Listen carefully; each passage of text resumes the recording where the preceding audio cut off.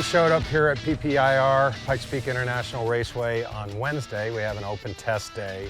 And it's really the first time we've had the Evo out to really run it and get it up to racing speed. Feels like it used to. Okay. Really. Drives like it used to.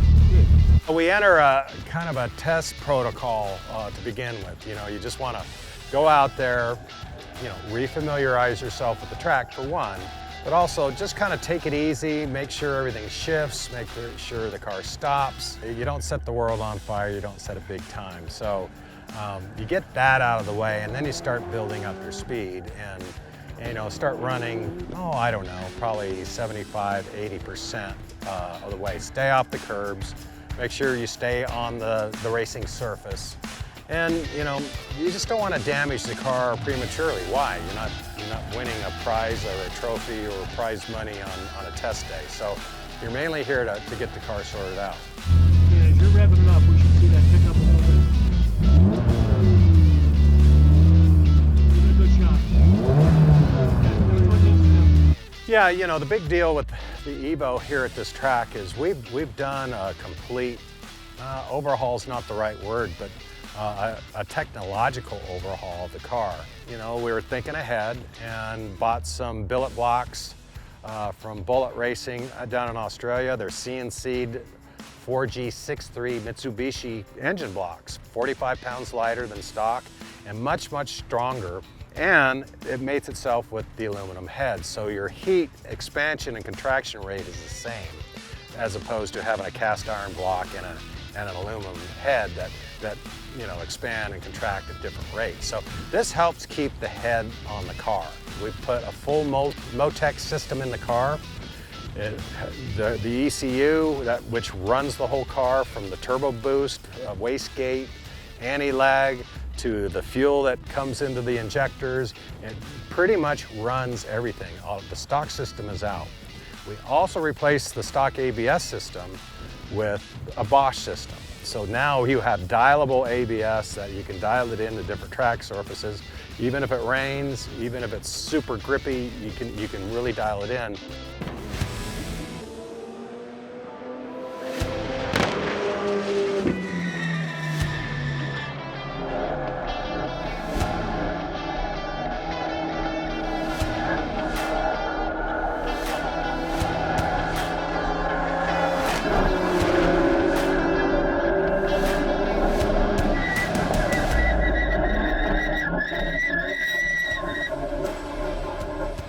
Brakes are even, you know, because I came bombing into this and I waited just as long as I dare, and I still had a good, 50 feet left.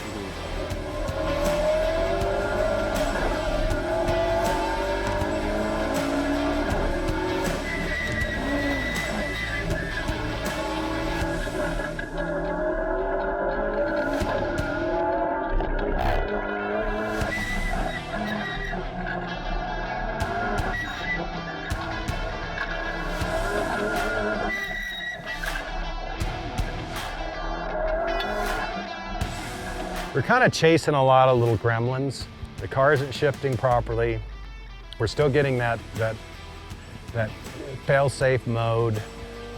It's just new car gremlins. I know the car isn't brand new, but the engine is, the intake is, the engine management system is, the braking system is brand new. So we're still trying to figure it out. Improvement in the shifting that time? No. No? Same? No, it didn't go up. It didn't go up. It wouldn't shift coming down here in the fifth. Okay. So I manually just did it. We had a lot of things go right.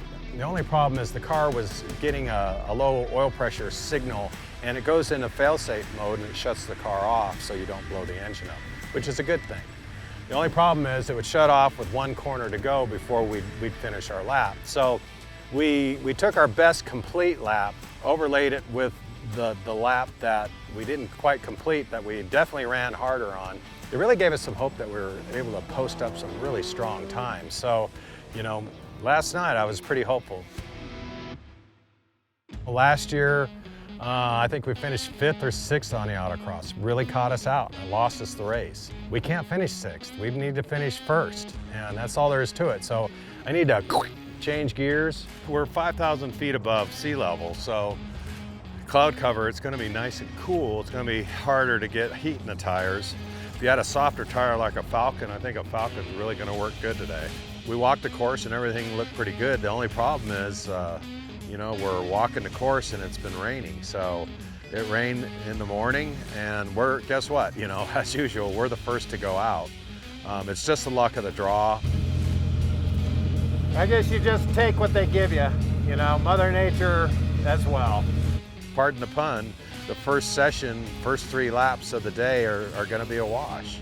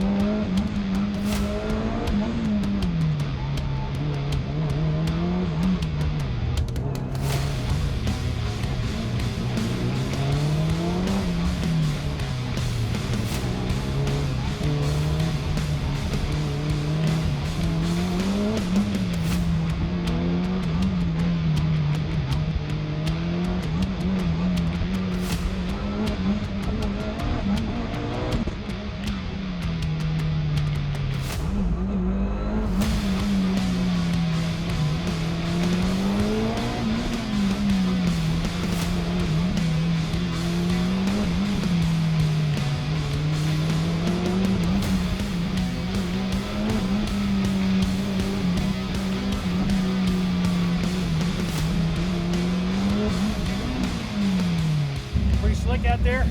Yeah. It looks pretty, that Yeah. launch was pretty. Yeah. I thought, well, you know, let's try it. See what happens. Sounds so good. It's worth it. Yeah. Yeah, you really had to lift and slow those wheels down because they worse than that.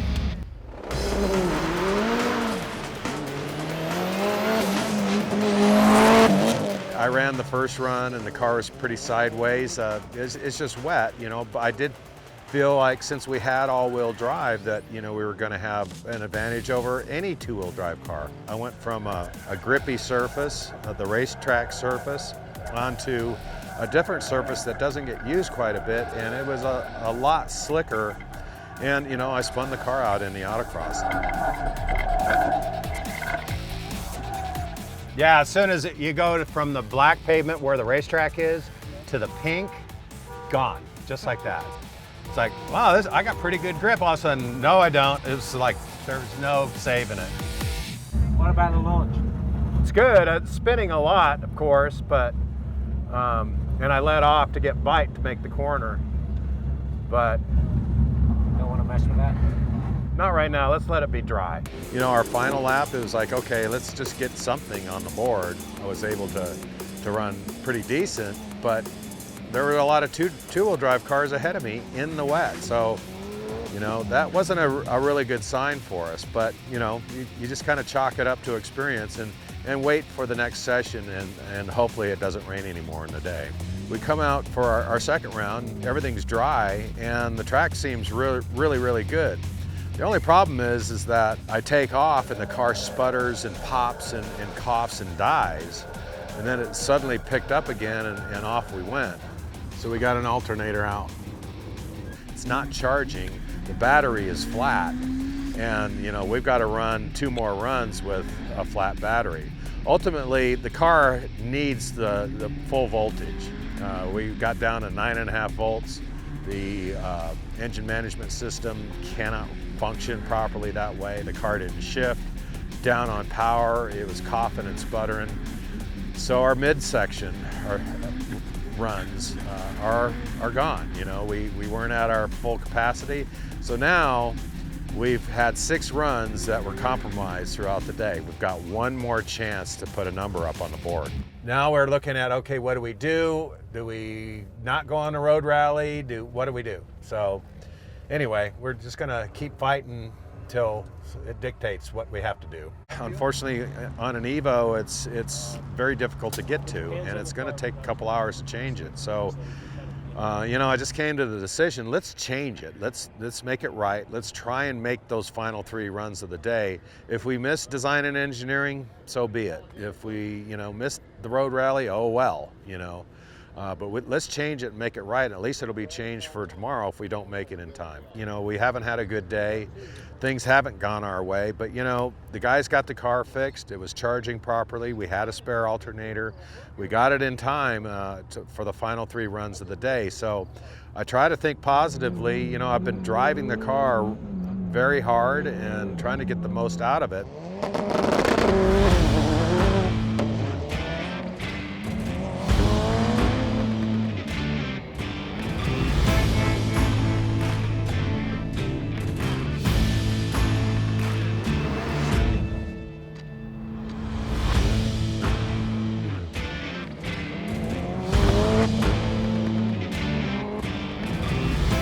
First run wasn't anything to sneeze about. It's like, well, you know, we're just gonna have to keep trying and digging and try harder.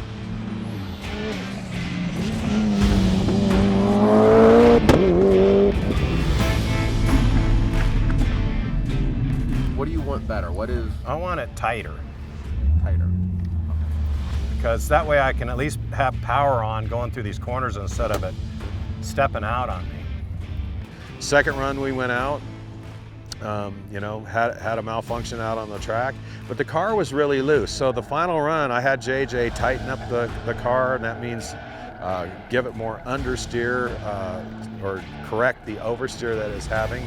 And we went out and the car was much better, and I felt the run was really, really good. And even though it didn't downshift for me, I only had to complete the course in second gear, which is off the power band. I came through the traps.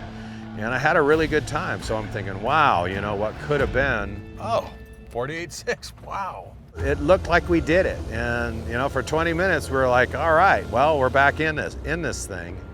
And then, you know, it didn't show up on the timing and scoring, and it counted us as a DNF.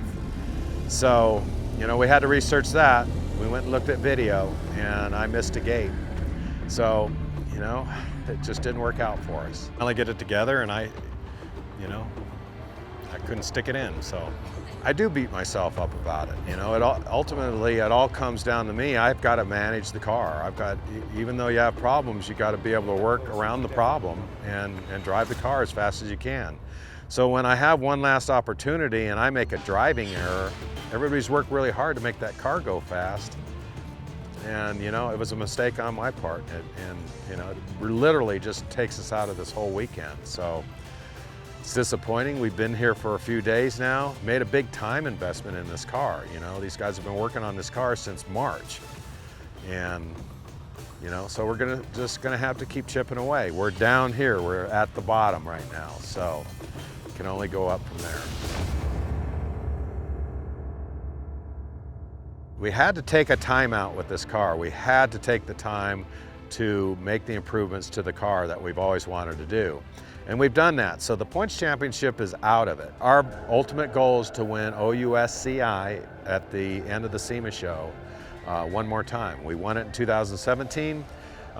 We finished third last year with a car that was, we had a blown motor starting on Saturday. So we were limping around and still finished third. This car is still very capable. We just need to find out the key that unlocks the performance that we need. The car handles good. It didn't stop real good on the first one, so I cranked up the ABS and it stopped better on the second one. So.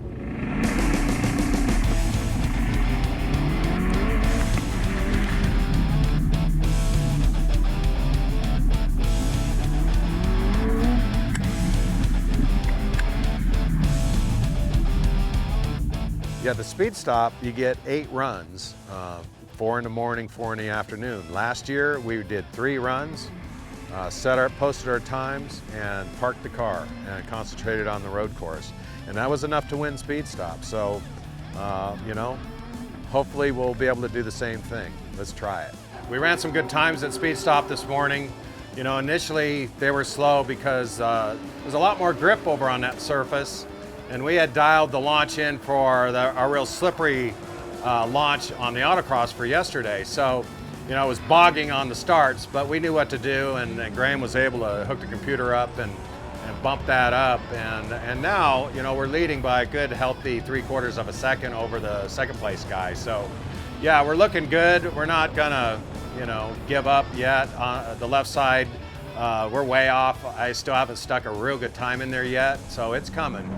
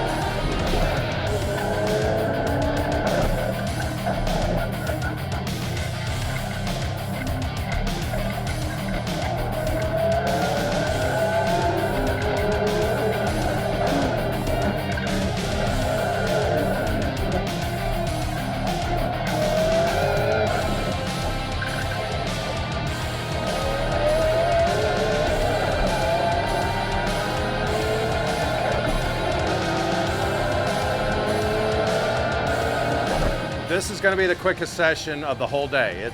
It's warm out. There's a little cloud cover, so the track temperatures should be decent.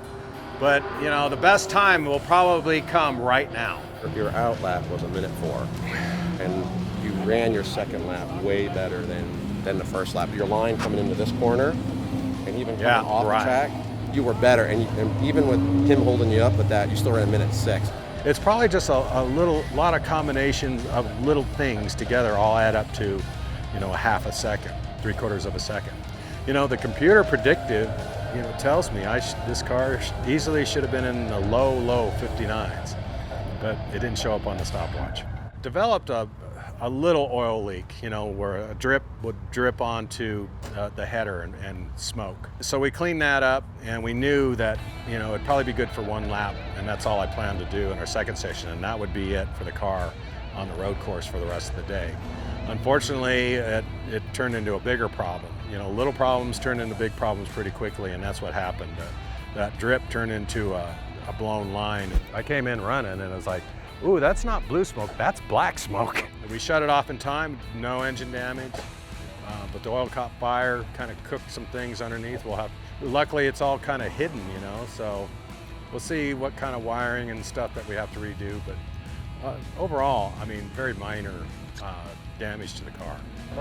I thought it was a brake fire, but then when I saw the oil, I was like, oh. Well, and oil was getting on the rear tires, and I was like, ooh. There's a puddle over there this big. We're not just leaking out of that cover anymore. We blew a line or something more serious. So we're done. I don't know what to think about how the car did this weekend. The guys worked super hard for months to get this car ready. So, I tip my hat to them. They really did a great job of getting it here. But we've got some development work to do on it. It's not as fast as it was last year or the year before, so something's wrong. We got to figure out what it is. One weekend we're driving the Audi at Mid-Ohio, and we're leading races, and the next weekend here we're pounding our heads against the wall. So, that's racing. Sometimes racing is great, sometimes racing sucks.